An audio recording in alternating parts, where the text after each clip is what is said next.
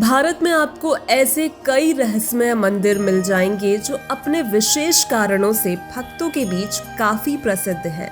इन मंदिरों के रहस्यों से अब तक विज्ञान भी पर्दा नहीं उठा पाया है। हर साल बड़ी मात्रा में श्रद्धालु इन मंदिरों में अपने भगवान की पूजा करने के लिए आते हैं। इसी कड़ी में आज हम बात करने वाले हैं राजस्थान में स्थित करणी माता के मंदिर के बारे में। मान्यता है कि इस मंदिर में कई सारे रहस्य छिपे हुए हैं जिन्हें आज तक कोई नहीं जान पाया है। ये मंदिर राजस्थान के बीकानेर शहर से करीब 30 किलोमीटर की दूरी पर स्थित है। आपको जानकर आश्चर्य होगा कि इस मंदिर में करीब 25,000 से भी ज्यादा चूहे मौजूद हैं। आखिर इस मंदिर में इतने सारे चूहे क्यों हैं? ये आज तक एक पहेली का विषय बना हुआ है। मंदिर में चूहों की इतनी बड़ी तादाद क्यों है? इसी रहस्य से विज्ञान भी अब तक पर्दा नहीं उठा पाया है। आइए जानते हैं इस मंदिर के बारे में। कौन थी करणी माता? बताया जाता है कि मां करणी का जन्म 1387 में एक चारण परिवार में हुआ था और इनका बचपन का नाम रिघुवाई था। इनका विवाह साठेका गांव के किपोजी चारण से हुआ था। वैराग्य होने के बाद माता सांसारिक जीवन को छोड़कर भक्ति और लोगों की सेवा में लग गईं।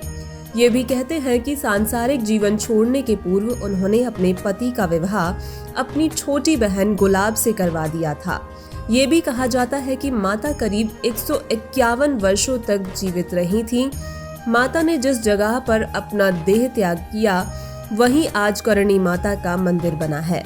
इस मंदिर का निर्माण बीकानेर रियासत के महाराजा गंगा सिंह ने करवाया था। देवी के सेवक माने जाते हैं चूहे। सनातन परंपरा में चूहों को भले ही गणपति की सवारी माना जाता है, लेकिन यह विश्व का एकमात्र देवी मंदिर है जहां पर चूहों का संबंध देवी से जुड़ा हुआ है। इन चूहों को करणी माता के सेवक के रूप में जाना जाता है। चूहों को काबा कहकर बुलाते हैं लोग। यहाँ चूहों को काबा कहते हैं और इन्हें बाकायदा प्रतिदिन भोजन कराया जाता है और इनकी सुरक्षा भी की जाती है। यहाँ इतने चूहे हैं कि आपको पांव घिसट कर चलना पड़ेगा। अगर एक चूहा भी आपके पैरों के नीचे आकर मर गया तो अपशकुन माना जाता है। इस अपशकुन से बचना है तो यहाँ पर सोने का चूहा बनवा कर रखना होता है। माता करणी के मंदिर में चूहे लगाते हैं भोग। माता को चढ़ाए जाने वाले प्रसाद को यहाँ पर चूहे भोग लगाते हैं और लोग उसे प्रसाद मानकर ग्रहण करते हैं। चूहों के लिए लोग यहाँ पर एक बड़ी सी परात में खाने के लिए मूंगफली और दूध आदि देते हैं। माता को चढ़ने वाले प्रसाद पर पहला अधिकार इन्हीं चूहों का होता है। चूहे देते हैं माता के आशीर्वाद का संकेत। कहा जाता है कि एक चूहा भी आपके पैर के ऊपर से होकर गुजर गया तो समझो कि आप पर देवी की कृपा हो गई, और यदि आपने सफेद चूहा देख लिया तो आपकी मनोकामना जरूर पूर्ण होगी। आपको जानकर हैरानी होगी कि यहाँ चूहों का झूठा भोजन बेहद पवित्र माना जाता है। भोजन को वहाँ प्रसाद के रूप में भी बांटा जाता है।